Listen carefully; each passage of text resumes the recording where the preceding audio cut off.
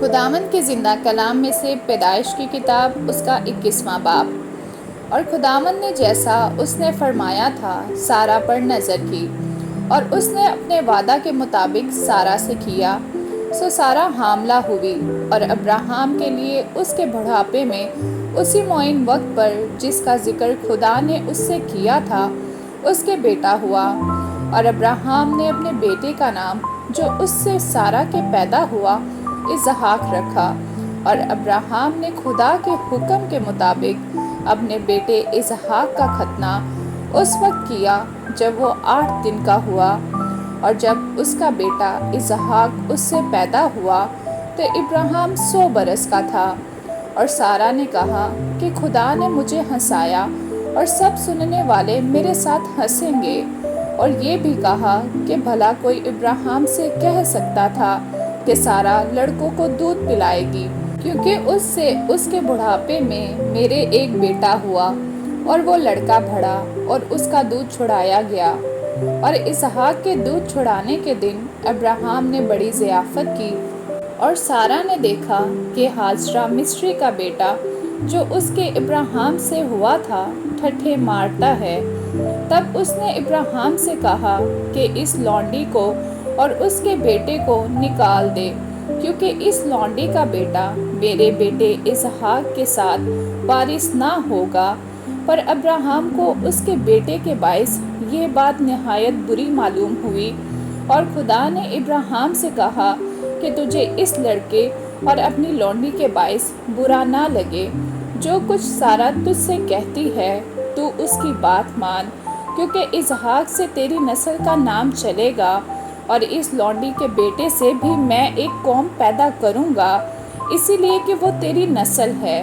تب ابراہیم نے صبح سویرے اٹھ کر روٹی اور پانی کی ایک مشق لی اور اسے ہاجرہ کو دیا، بلکہ اسے اس کے کندھے پر دھر دیا، اور لڑکے کو بھی اس کے حوالہ کر کے اسے رخصت کر دیا۔ سو وہ چلی گئی اور بیرشیبا کے بیابان میں آوارہ پھرنے لگی، اور جب مشق کا پانی ختم ہو گیا تو اس نے لڑکے کو ایک جھاڑی کے نیچے ڈال دیا، اور آپ اس کے مقابل ایک تیر کے ٹپے پر دور جا بیٹھی اور کہنے لگی کہ میں اس لڑکے کا مرنا تو نہ دیکھوں۔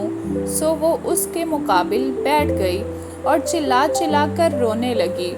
اور خدا نے اس لڑکے کی آواز سنی، اور خدا کے فرشتہ نے آسمان سے ہاجرہ کو پکارا اور اس سے کہا، اے ہاجرہ، تجھ کو کیا ہوا؟ مت ڈر، کیونکہ خدا نے اس جگہ سے جہاں لڑکا پڑا ہے اس کی آواز سن لی ہے۔ اٹھ اور لڑکے کو اٹھا اور اسے اپنے ہاتھ سے سنبھال، کیونکہ میں اس کو ایک بڑی قوم بناؤں گا۔ پھر خدا نے اس کی آنکھیں کھولی، اور اس نے پانی کا ایک کنواں دیکھا، اور جا کر مشق کو پانی سے بھر لیا اور لڑکے کو پلایا۔ اور خدا اس لڑکے کے ساتھ تھا، اور وہ بڑا ہوا اور بیابان میں رہنے لگا اور تیر انداز بنا، اور وہ فاران کے بیابان میں رہتا تھا۔ اور اس کی ماں نے ملک مصر سے اس کے لیے بیوی لی۔ پھر اس وقت یوں ہوا کہ ابیملک اور اس کے لشکر کے سردار فیکل نے ابراہیم سے کہا کہ ہر کام جو تو کرتا ہے خدا تیرے ساتھ ہے، اسی لیے تو اب مجھ سے خدا کی قسم کھا کہ تو نہ مجھ سے، نہ میرے بیٹے سے اور نہ میرے پوتے سے دغا کرے گا، بلکہ جو مہربانی میں نے تجھ پر کی ہے ویسی ہی تو بھی مجھ پر اور اس ملک پر جس میں تو نے قیام کیا ہے کرے گا۔ تب ابراہیم نے کہا، میں قسم کھاؤں گا۔ اور ابراہیم نے پانی کے ایک کنویں کی وجہ سے جسے ابیملک کے نوکروں نے زبردستی چھین لیا تھا ابیملک کو جھڑکا۔ ابیملک نے کہا، مجھے خبر نہیں کہ کس نے یہ کام کیا، اور تو نے بھی مجھے نہیں بتایا، اور نہ میں نے آج سے پہلے اس کی بابت کچھ سنا۔ پھر ابراہیم نے بھیڑ بکریاں اور گائے بیل لے کر ابیملک کو دیے، اور دونوں نے آپس میں عہد کیا۔ اور ابراہیم نے بھیڑ کے 7 مادہ بچوں کو لے کر الگ رکھا۔ اور ابیملک نے ابراہیم سے کہا کہ بھیڑ کے ان 7 مادہ بچوں کو الگ رکھنے سے تیرا مطلب کیا ہے؟ اس نے کہا کہ بھیڑ کے ان 7 مادہ بچوں کو تو میرے ہاتھ سے لے تاکہ وہ میرے گواہ ہوں کہ میں نے یہ کنواں کھودا۔ اسی لیے اس نے اس مقام کا نام بیر سبا رکھا کیونکہ وہیں ان دونوں نے قسم کھائی۔ سو انہوں نے بیر سبا میں عہد کیا۔ تب ابی ملک اور اس کے لشکر کا سردار فیکل دونوں اٹھ کھڑے ہوئے اور فلسطینیوں کے ملک کو لوٹ گئے۔